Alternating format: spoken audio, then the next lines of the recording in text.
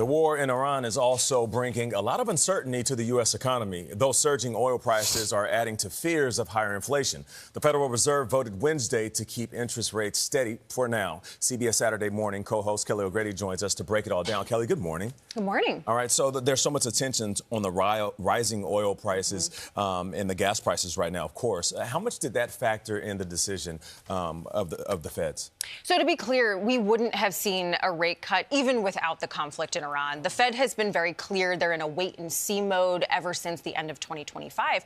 But these rising oil prices have really complicated the picture for the Fed when it comes to inflation. And they did admit as much in the statement when they justified why they held rates steady. I think the thing that stood out to me the most yesterday in the news conference is just the lack of clarity of how to move forward. Chair Powell kept saying, "We don't know, I don't know." He said the word uncertain or uncertainty 7 times, and investors really did not like that. Not that you were counting. Oh, no, you know. Yeah, but that's what we're all feeling. We're all feeling a sense of uncertainty right now, right? Exactly. And so, yes, you have seen oil overnight. It touched $119 a barrel. Gas prices are near $4 a gallon.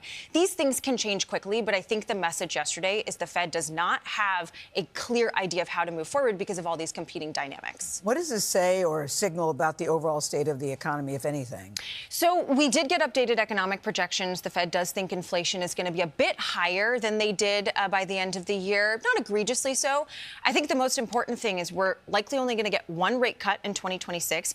1 rate cut in 2027, not good for Americans that are looking for cheaper money.